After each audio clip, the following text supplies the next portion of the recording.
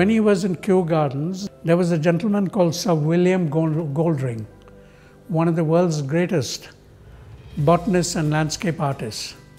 He had designed 750 gardens in England, including the most famous manor gardens, things like Hatfield House, so on and so forth.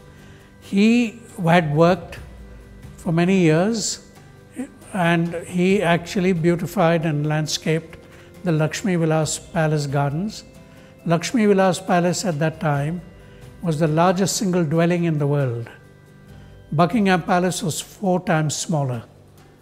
And there were 750 acres of land Sir William Goldring landscaped round Lakshmi Vilas Palace.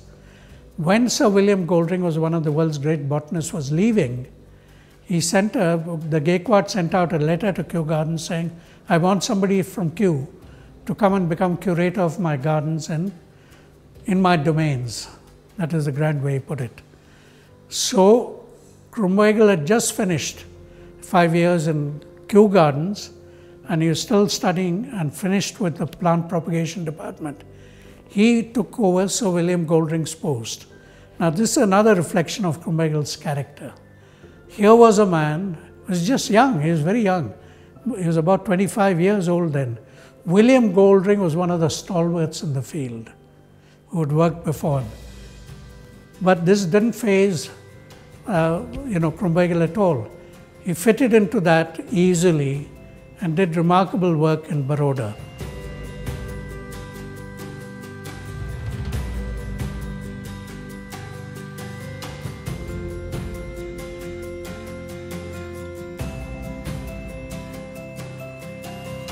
And Krumbhagel was brought in by my great-grandfather, the elder brother of Maharaja Sayajirao, that is Senapati Himmat Bahadur Anandrao Kashirao Gaikwad from the Kew Gardens in 1891. Cardinal contribution has been in the formation of agricultural ponds, or which are, you can call them as the farm ponds, in which ditches were converted to capture and harvest rainwater instead of filling the ditches as is done today for construction purposes. Therefore, we have more than 6,500 water bodies all over the princely kingdom of Baroda state. This model, post 1908, he replicated in the Mysore state when he left the services of Baroda state in 1908. From 1890 till 1907-1908, he was very much with us, and he has done some extraordinary things, which I, as the great-grand nephew of Maharaja Sayajirao, is following even today.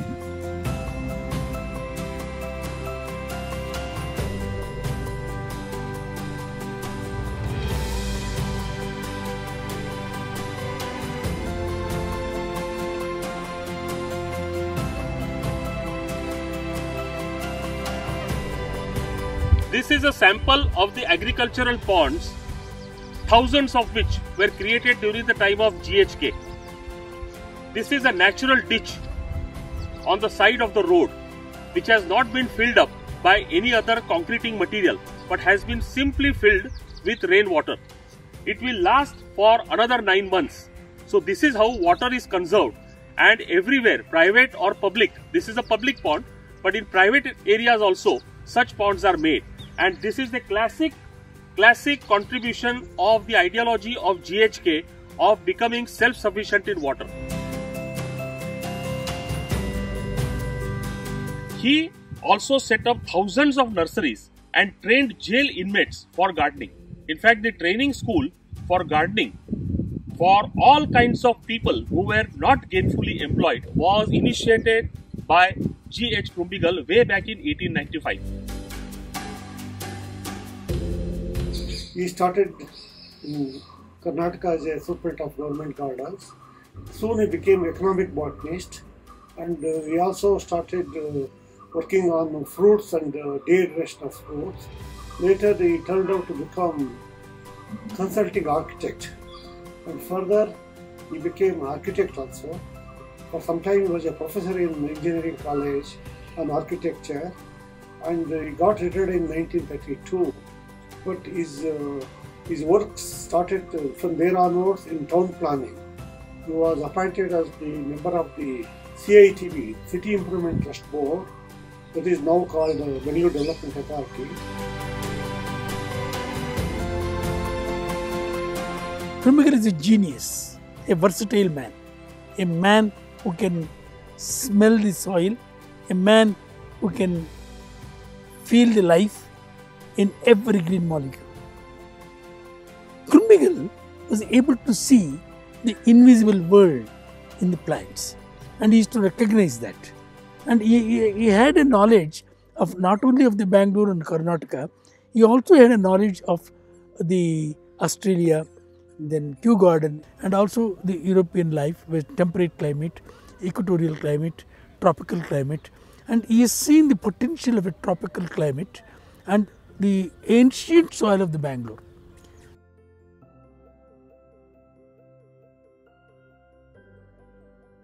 He was involved in ornamental gardening, landscape architecture, in cultivation of fruits and vegetables. I'll give you an example of what he did for fruits in Bangalore, which we wouldn't have today through Hopkins if it weren't for him. He decided the best place to go and get saplings and seeds for fruits in the world would be Philippines, Florida, and Australia. He chose Australia, and look at his sense of service and almost piety the way he went about his work. This was for the farmers of Mysore. He identified 100 different fruits, 20 varieties of apples, peaches, loganberry, raspberry, whole lot of them in Australia. And he sent out a notice to all the farmers in Mysore saying that I'm going to get these plants from Australia. I'm giving you 6 or 9 months notice for this. It will be shipped over. Tell me, and he gave a 2-line description of each fruit or whatever the characteristic was. Choose the number of saplings you want and of which fruit. The charges were from 12 annas to 1.5 rupees. I mean 1 rupee to 1.5 rupees for each sapling. That wasn't the end of the story. So all these were listed out, 100 different saplings of fruits. They were sent out to the farmers made their choice, and with that they had to give the nearest railroad station, that is railway station, next to their farm and their address, so that as soon as the saplings came from Australia, they were adapted in Lal Bagh, they were packed by Krumbigel and sent to the railway station under notice to the farmer. So the farmer didn't have to come to Krumbigel and ask or, plead for these things. Krumbigel sent it as part of his mission as a head of horticulture. They were sent to the nearest railroad, and the farmer just picked it up and took it to his farm. Now this sense of service, dedication, and never making a fuss about it, nobody even knew all this. A foreigner coming here without craving for a position, without craving for a salary, I think in India, no one has done this. Now, these were among his many characteristics. And then he is very comfortable with India, and he obviously got along very well with everybody. The Diwans, his peers, his juniors, and the workmen in the field. The Maharaja respected him so much, he had a maquette, that is a small kind of statue, made and put in his palace. It's in his palace even today, and a portrait of Krumbigel in the palace. Now for a Maharaja to do that is a very, very big thing. And the Maharaja respected him so much, the only person who was allowed to shake the Maharaja's hands was Krumbigel.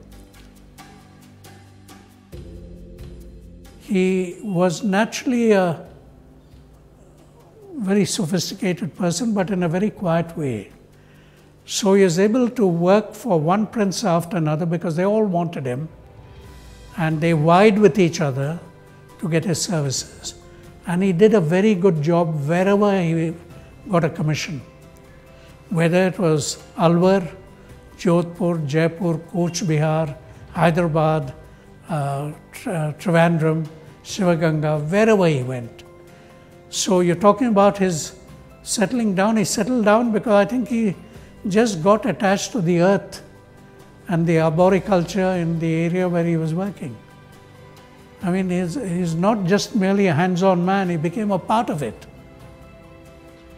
Why Krumbigel is great? He remained anonymous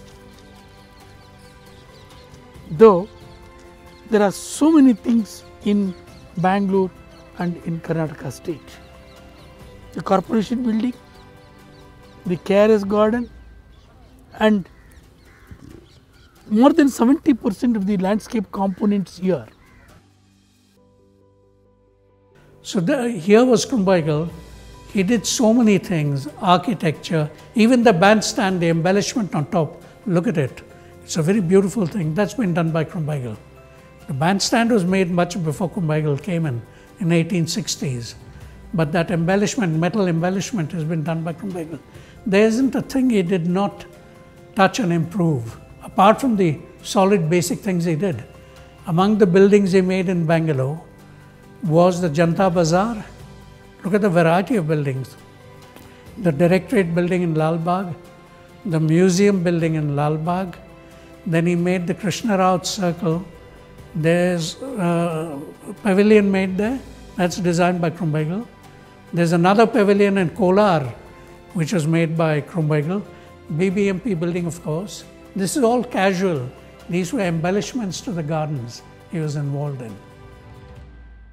Krumbaigal mentions that I was in Ahmednagar jail, interned, that is before Darjeeling, and he said there were 8,000 other Germans there, all to be repatriated.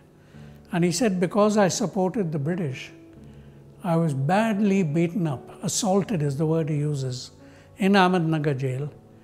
And despite this expression of loyalty to the British, my daughters being married to English army men, my having spent my whole working life in India, you want to repatriate me, the world is collapsing around me.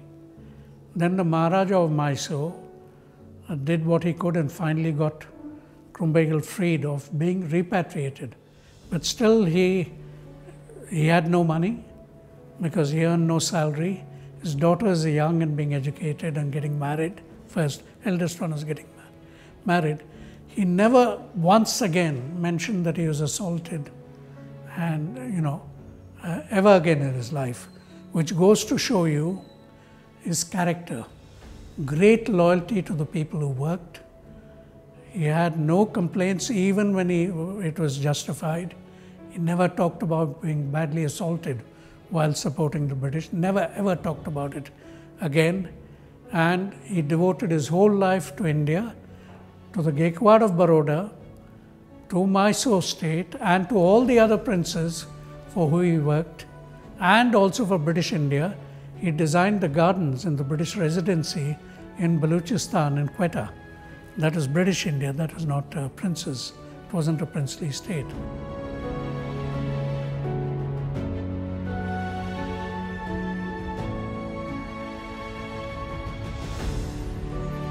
At the age of 90, just a few months before he died, the last commission he had was to beautify the Rajghat, the Gandhiji Samadhi in Delhi. The gardens around have been done by Krumbaigal.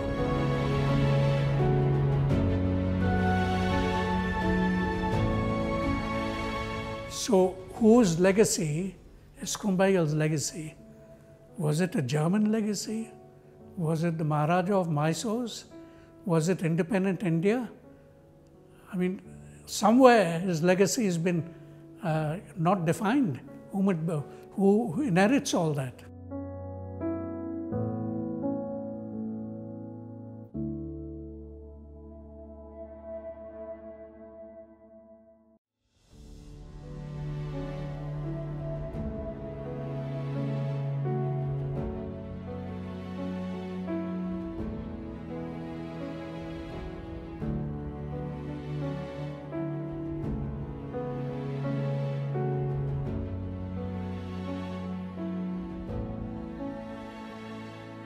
Namaste. Thank you for joining us in celebrating the 155th birth of Gustav Hermann Krumbaigal. Protect heritage buildings. Protect trees and plants. Don't live down. We wish we could all be there with you. Stay safe, the Krumbaigal family.